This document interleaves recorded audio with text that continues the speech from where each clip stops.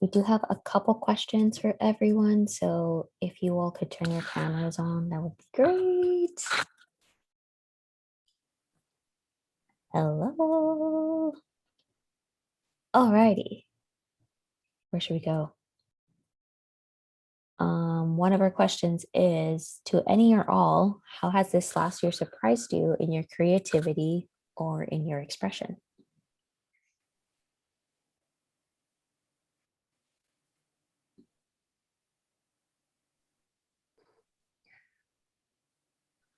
I'll take that simply because I heard Carolyn Forche answer the very same question yesterday, and I'll just not to paraphrase her, but to paraphrase her. I wasn't as prolific as I thought I would be. I think you think that, oh, I'm in isolation, or I'm socially distancing and I'm working from home, I have all this luxury of time, but there's this anxiety that came along with the past year that I think really butts heads with creative making and creative expression. So I think that was the main surprise.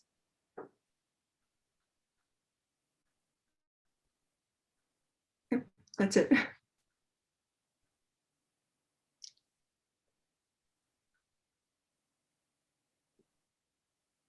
May I answer as well? Yeah, of course. It was interesting too. I agree that surprise of not, thinking we have all this time to create, but that sort of low lying, the world is so different in the back of the heart and mind. And it was interesting.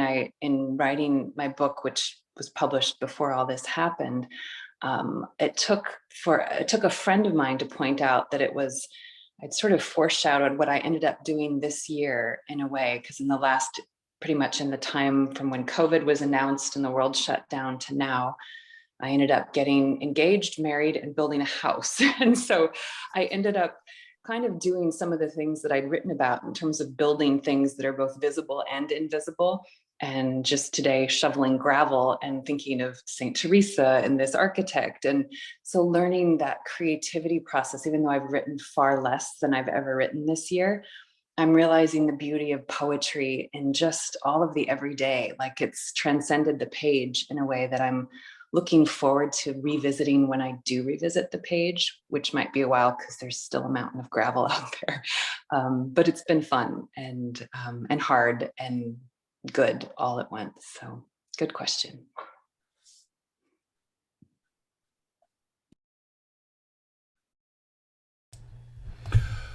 I'm sure that it was an interesting and productive and creative year for many people who don't have children. And for the rest of us, it was not.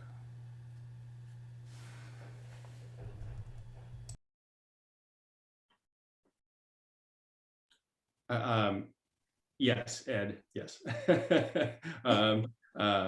One thing I will add, though, is my children are writing a lot of poems now. And they write poems out of frustration often.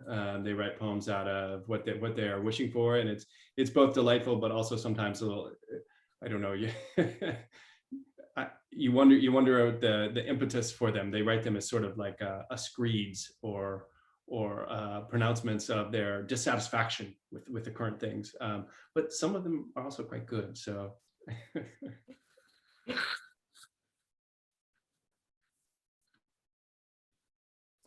I can move on to a different question. Unless Floyd, do you want to add anything?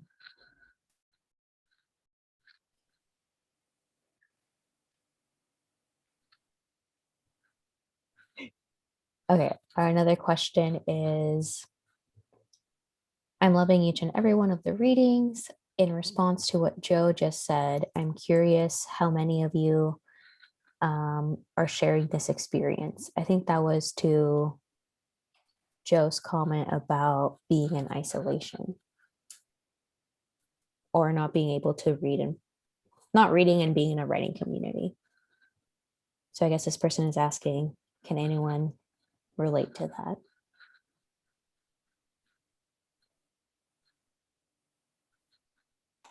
I'll just jump in and say I'm teaching a poetry workshop with my undergraduates, 9 a.m. Monday and Wednesday, and it's like been the highlight of my week for the last 3 months. We're all masked up and the windows are open and they have to bring all their blankets to class because it's been cold. But just even that semblance, and it looks very different from the community I'm used to, but even just that little bit of community has mattered a lot to me.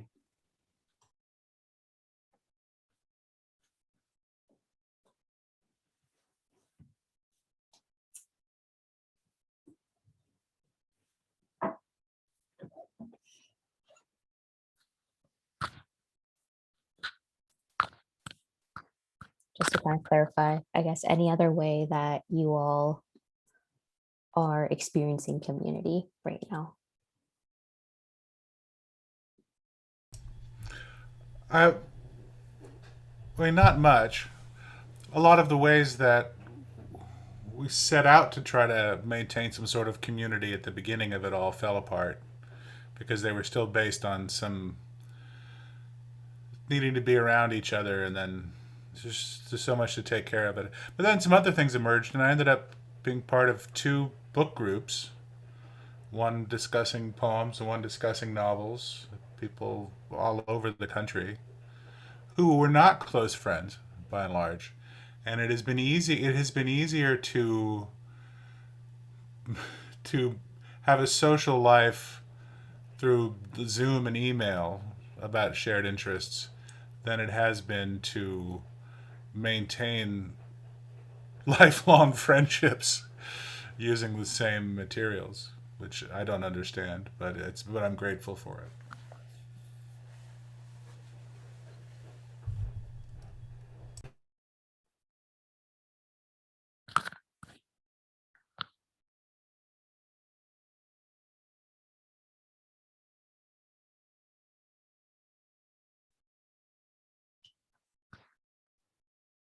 Then we have one last question.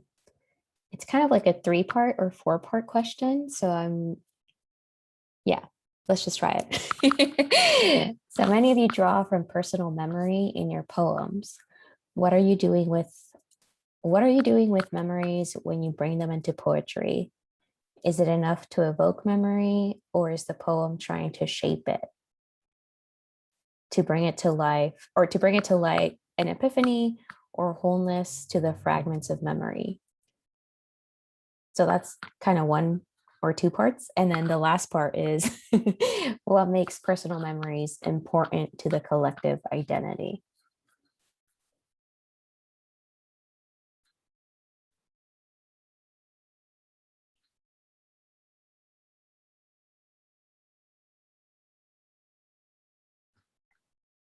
I'll jump in if that's all right.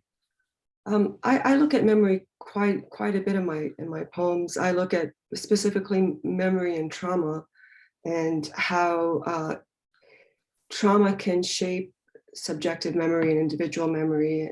But to answer the question, I think poems not only seek to draw out the memory, but they also seek to shape them and give them new expression in the poem. So I would say the answer is yes to both. It's a little bit of both.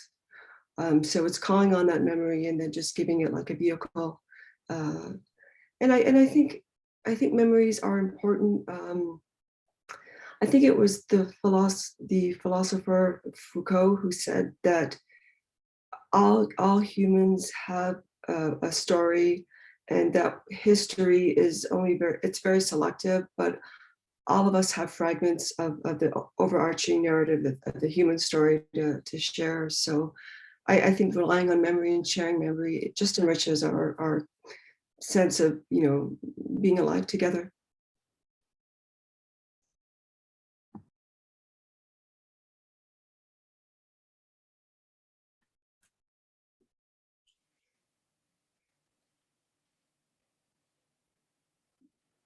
I have, over the course of the last 40 some years, dealt with illnesses that have in part shattered my memories. Neurological damage had essentially torn my sense of wholeness into bits as memory became fragmentary and elusive and untrustworthy. And working with what fragments remain has, for me, been a way of discovering what I know and who I am. And in doing that, I hope it's also let readers have a similar experience, not only by taking a look at the memories I might present on the page, but dealing themselves with fragments and shards and bits of memory, and trying to follow where they lead and stitch themselves together.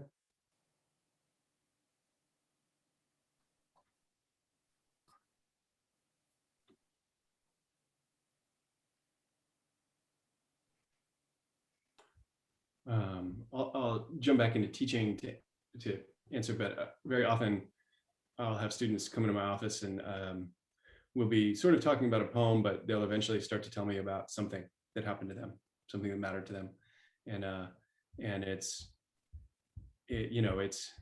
particular, and it's something that's never happened to me, and I just like, oh my goodness, that is both, sometimes I'm sorry, sometimes I'm like, oh wow, sometimes all these reactions, but I often say, have you written that poem yet? You need to write that poem, because I want to read that poem, because that poem's going to matter to me. It's going to expand my own understanding of the world, of what it means to be alive right now. But I also think it's, the other thing is, I think it'll be helpful for you too. Write that poem, shape that memory, shape that experience, make it your own in a way that maybe it is your own now, but it can be more so. And so that's absolutely my own experience with memory too, that it allows me to shape, it allows me to connect. In some ways it's all we have. Of course, it's also welded together with imagination, but it's the building blocks of what we do.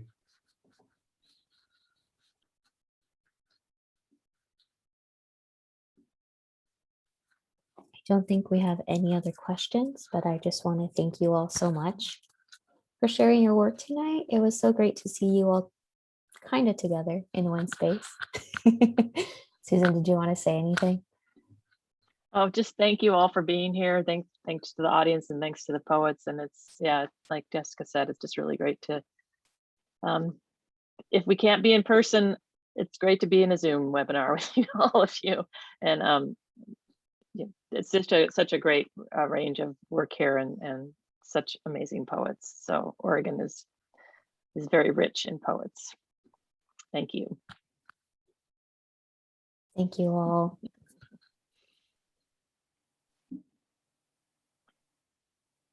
There's some comments in the chat. We can probably stop the recording. Is that